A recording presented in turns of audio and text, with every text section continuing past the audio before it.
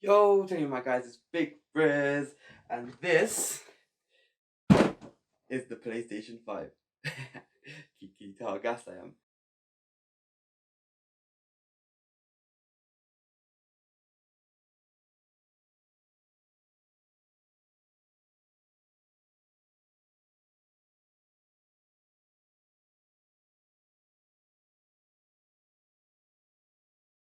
So here it is, the Sony PlayStation 5. Definitely one of the most hyped pieces of tech to come out of 2020, and arguably probably one of the best things to come out of this year. If you can just look at the sheer size of this box, you can see that this is going to be a huge machine. Now, if you take out the packaging, we'll be able to see that we have given a sleeve. Now this just shows some trademarked marketing on the back. As you can see, it says lightning speed, breathtaking immersion, and stunning game. Turn over to the front and we'll be able to see some of the output specifications. Now the first thing that it says is that it supports 8K, which I'm not going to lie to you, I highly doubt it's going to support 8K. I can't even imagine most games even supporting the full 4K 120, but you know what, it's there, and we're definitely going to have HDR, which the PS4 also had. As you can see, I went with the disc original version, and there is another version, there's the digital edition, which I personally didn't choose to go for. Now that the sleeve's out the way, we can look at the actual box, and again you can see it's really big. If we turn it on to the side, you can see a PlayStation logo at the front. Opening the box now, you'll be able to see that we have a smaller box inside that will house the accessories, as well as some of the connections, as well as that obvious next-gen dual sense controller. Sony's probably one of the most next-gen parts of the next generation of consoles. If we open this little accessory box, we'll see what we got in here. Okay, so we've got a power lead. Now, surprisingly, or unsurprisingly, it just takes a regular figure of 8 cable, which means that if you had a PS2, PS3 Slim, PS3 Super Slim, PS4, PS4 Slim, PS4 Pro, this will still work with the PlayStation 5. So I'm probably not even going to be using this because I've already got a PlayStation 4. Now we've got the DualSense 5. I'm going to put that over to the side and we'll look at this a little bit later on in the video. We have a little flap here which houses the USB-C cord, which now charges the DualSense 5 in regards to the DualSense 4 that took micro USB. I'm actually really nice for this. I'm actually not going to be using this because I've got enough USB-C cables to charge all my phones. Because from regular books and warranty startup guide, I almost never look at these. And inside we've got the stand for the PlayStation 5, which now is a non-optional accessory which comes into the box, which normally the stand used to come as an optional accessory. Inside here we've got a screw for mounting it vertically, and you can turn it around because both this console can support both vertical and horizontal modes. Now we've got a HDMI 2.1 cord. Now this is the thing that's going to be able to push out the 4K, 120, even potentially 8K footage.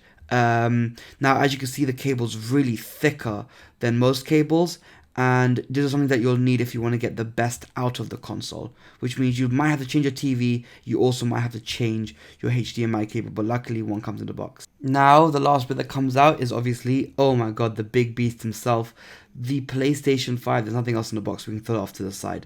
And as you can see, just from the sheer size of everything else on the table, you can tell this is a big chungus of a machine. And yeah, I just dropped my stand. So let's look at the PlayStation controller first. If you take it out of its little sleeve, you'll see that this is actually really white, okay? I mean, let's be honest, we've seen the memes, but this thing is really nice to hold in the hands. The grips are so much better. If we were to compare this to a DualShock 4 controller, you'll see that firstly the sticks protrude out of the controller, and I mean, I don't know, they're kind of the same way. I would say the PlayStation 5 is a little bit more heavy than the DualShock 4, and we can see some significant differences. Firstly, the USB-C compared to the micro USB. The next bit is obviously the adaptive triggers, which are present on the DualSense 5, not on the DualShock 4. But just off the rip, you can tell that the sticks are a bit more, I don't know, stiffer, a bit more softer. Like there's a bit more resistance already, and everything else seems about the same. I'll say there's a bit more travel on the buttons, and it just feels a bit more softer. But as a PlayStation user since the PlayStation 1, you can tell that Everything else is pretty much the same with the grips on the sticks. And obviously this is probably going to wear out over time because it's a brand new controller, but definitely the buttons are a bit more softer to press, and the travel on the D-pad is a bit better. The trackpad's about the same, and yeah, I think that's pretty much it. There's not much more to say about this console. Obviously, if you look on the inside, I'll get a close-up shot of this. You'll actually be able to see small triangles, squares, crosses, and circles on the grips, which is a nice little detail of the controller, which are the, obviously the face buttons of the PlayStation controllers. Now let's look at the Big Bertha himself. Herself. I think machines are females, right? But yeah, if we take off the sleeves, this is actually the first time I'm actually looking at the PlayStation 5 in person. I never got to see one other than in pictures and in YouTube videos. So I'm just trying to see if I can carefully open this up. And just automatically, this thing is huge, okay? But that is it. This is the PlayStation 5. As you can see, there's got the optical drive on the bottom, which wouldn't be present on the digital edition. You can see a USB-C port as well as a USB-A 3.0 port. And on the bottom, we've got a power button and a disc ejector button. Turning it over to the front, you can see a cutout for the PlayStation logo, the PS logo, as well as you can't see a Sony engraving on the side.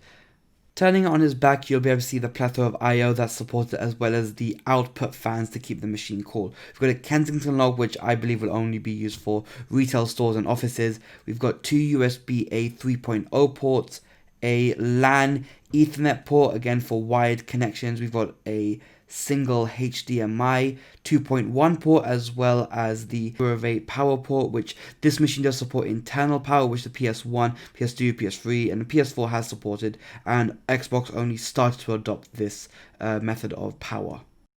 Okay, so this is the entire box contents. As you can see, we've got the thick boy here with the massive bunda on the side, yeah? I'm gonna see, to be fair, you don't actually need it on the stand. I would recommend it, though, because of the cooling on the bottom, and make sure you get maximum airflow out of it. But to be fair, you can stand it up vertically without the stand. I wouldn't recommend it, like I said, but you know what? No, this you will need to, because this is gonna rock. Okay, first thing I want to talk about is the design of the actual console itself, this thick boy here. Okay, it is big. It's the biggest home console to date. It kind of looks like a little router. I mean, come on, we've seen the memes, haven't we? But I think the best way to actually compare the size, something that everyone probably has in their homes by now, and that is the PS4. Now, this is the second generation original PS4 with the little eraser design. But if you just put that into perspective, look at the size difference. It's a lot more taller. Okay, it's not as wide. But the height difference is crazy. And if I was to stand both of these on its side, because this is how I'm going to personally have it in my house, it's got a lot more width, and you know what? It's a bit more narrow. I mean, it's not as deep, but this has a very irregular shape. So I don't even know if I'm going to be able to fit it where I'm going to fit it, but that's not a deciding point for me anyway. And in regards to the little squares and triangles and circles and X's on the inside and on the controller, it's a lot smaller than I thought it was going to be. But if you do look quite clearly, you can notice it. So one thing that was kind of controversial with this console was actually the design. People always said that it looked like a router. It looked like a PS2 with two pieces of paper on the side. It looked like a fan, like it looked like a tall fan. I can't think of another one, but if I do find one, I'll put it up as a picture. But I kind of like it. I like it. I never had an issue with this design. I think that's the whole point, though. It's supposed to be this modern, futuristic console of tomorrow sort of design. It kind of looks like those old PlayStation 4, PlayStation 3 concept pictures with the weird boomerang controller and the funny looking design on the console, and you get a lot of those sort of like leaks which end up being debunked anyway. But I'm kind of glad that Sony went for it. They went for this really futuristic design. It's not, this color is very bright. Okay, it's not as white as I thought. It's a little off white. It's a bit of a grayish design, but it's still very white. And it kind of won't go with most people's aesthetic at home with a black TV, a black PS4, a black VCR, wow, a black skybox, a black TiVo box, a black router, whatever. This is not going to fit in. But I think that's the point. I think it's supposed to stand. It's supposed to be the staple piece in your home. Like, yes, I've got the latest generation console, and I'm sure when Sony come out with new faceplates and stuff, they're going to have a black version, a red version, a Spider-Man version, all that stuff. And same with the controller. I'm pretty sure there's going to be other controllers. This is the first time in a while that Sony came out with a non-black console from launch since the PS1, which was a grey color, and I'm pretty sure there's gonna be a PlayStation 1 grey color as well for this. Um, that's enough about the design though. I kind of like it. People say this looks more like an Xbox controller. I've held an Xbox controller. I don't really feel it. I like the grips though, and the triggers and everything is a bit more softer. Part of this console is the fact that it is the legacy of the most.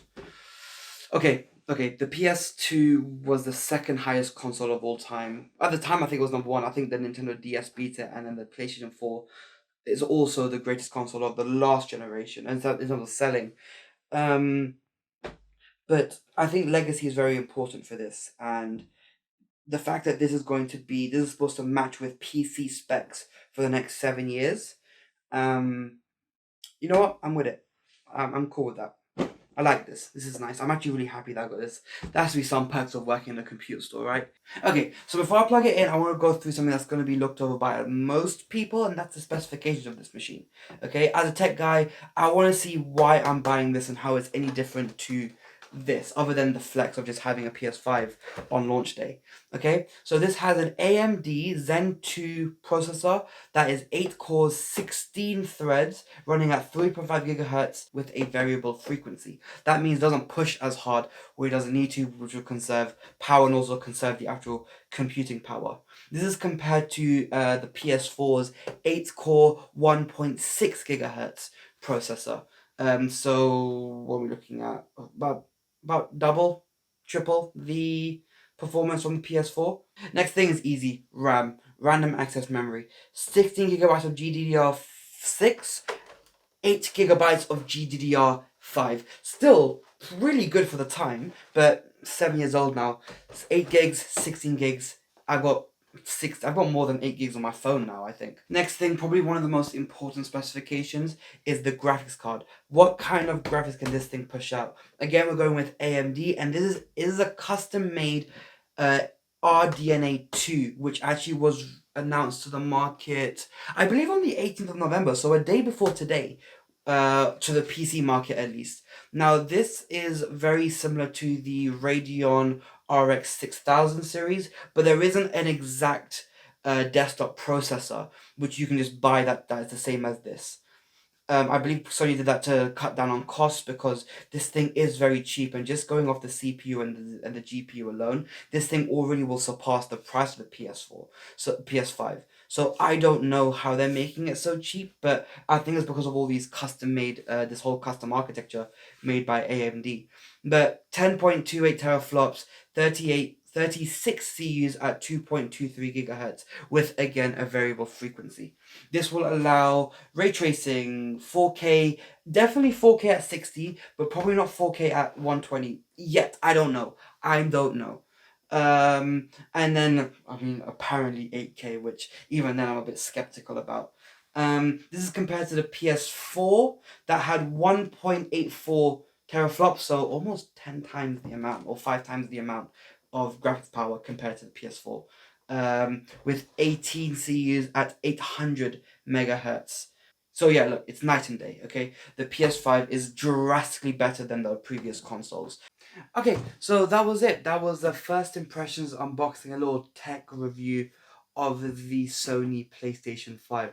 There is still so much that I haven't actually gone into. Firstly, the SSD, which is arguably probably the most important spec of this machine, as well as looking at the actual DualSense controller, the adaptive triggers, the resistive triggers, as well as the haptic feedback of the machine.